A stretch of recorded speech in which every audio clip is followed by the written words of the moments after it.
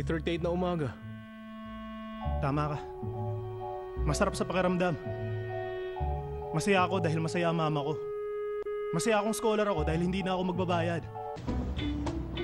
Mag-e-exam ka lang, nagme-makeup ka pa? Feeling ko hindi ka rin bagay maging pulis. Ilan lamang yan mga ka-tribe na dinub dito sa Pilipinas. Kaya tara na at samahan nyo kaming tuklasin ang mundo ng dubbing. Mga ka-tribe, alam nyo ba na ang dubbing ay ginagawa para mapalitan ng mga boses ng characters using different languages? And did you know that, according to Maxwell Spear, dubbing was originally in the US and formerly known as copying or doubling? Ang pagdadub ay hindi lamang sa anime ginagawa. Pwede rin ito sa mga teledrama at mga movies.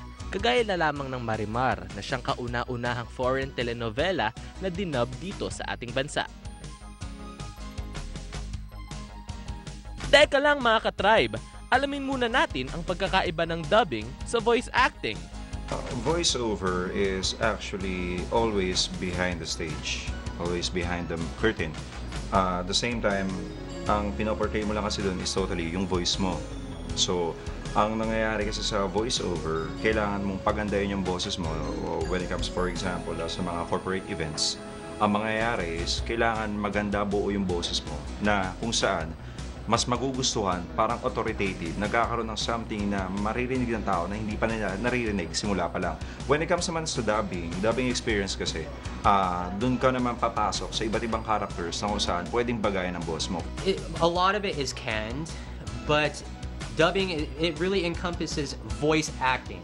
There's a huge difference between doing voiceover, which is usually somewhere around the pitch range of your normal voice. Unlike voice acting, you're really giving life to words. Si Mel Blanc ang tinaguriang The 1,000 Voices dahil siya lang naman ang nagboses sa mga kilalang cartoon character sa Amerika katulad ni Daffy Duck, Porky Pig, Bugs Bunny, Sylvester the Cat, Foghorn Lenin, at ni Tweety Bird at marami pang characters from the Looney Tunes and Merry Melodies theatrical short films during the age of American animation. At kung si Mel Blanc ang tinaguri ang The 1,000 Voices, syempre dito naman sa Pilipinas, we have the voice master, Pocholo Gonzales. Dahil kaya lamang niyang gayahin ang iba't ibang boses kagaya lamang ng mga naging pangulo. Magandang araw sa inyo. Kayo ay nanonood ng Tribe. Ay, ang saya-saya dito sa Tribe, no? Mabuhay kayo.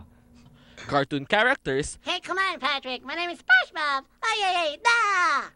How are you?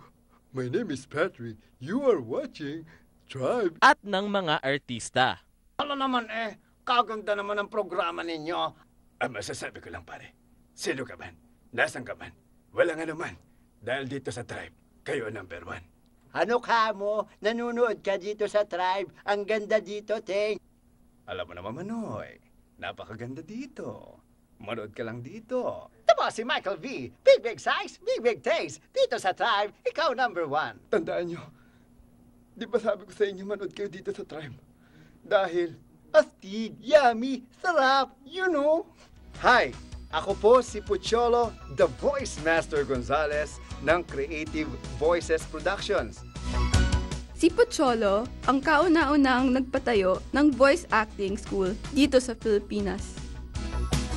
At ngayong araw ay nakisali kami ni Ana sa voice acting workshop ni Sir Pocholo dahil mamaya kami naman ang magdadub. Actually, nagsimula ako nung baby pa ako. Na-realize ko mayroon akong talent. Ganito, yung... Hindi, joke lang. Kasi wala kaming TV. So, mahilig kami sa, makinig ng radio drama. So, yun yung naging means of entertainment ko. Todo practice kami ni Ana sa pagdadub.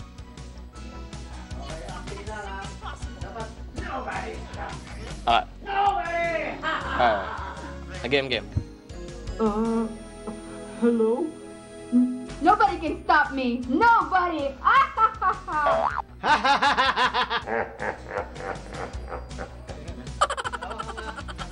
Konting try pa, Ana, makukuha mo rin ang pagtawa. Nobody can stop me! Nobody! Sa mga baguhan, no, dapat talaga dumaan muna kayo sa workshop kasi kumbaga para kayong sumugod sa gera na hindi kayo na-train.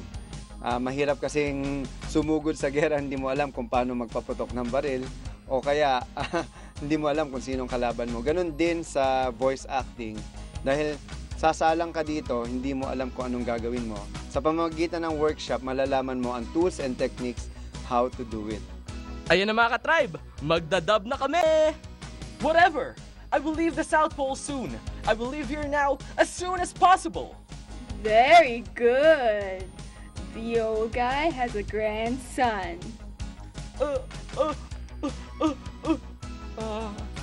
Hello?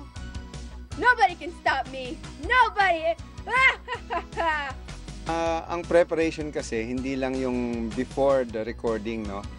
I believe yung preparation, nangyari na yan 20 years ago. So yung preparation mo dyan ay yung experience mo.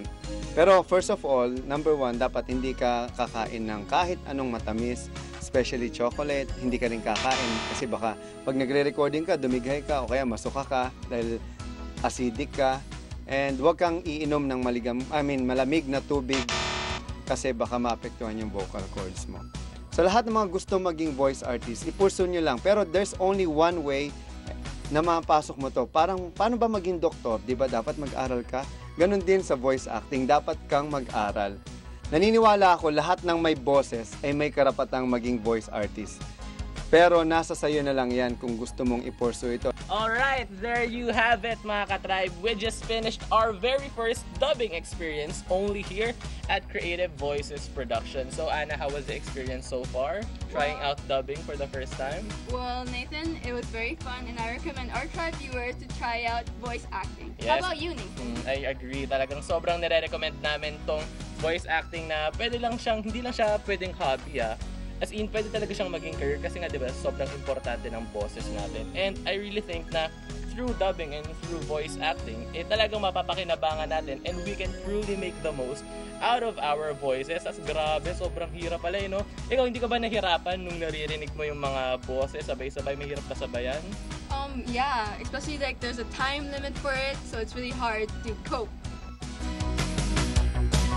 Marami sa atin ang nagnanais na matuto at maging magaling sa larangan ng pagdadub. Lahat naman tayo ay pwedeng matuto basta willing tayong gawin ito. At kung tayo naman ang nagtataglay ng talentong ito, huwag natin itong ipagsasantabi. Dapat natin itong pagyamanin at ipagmalaki.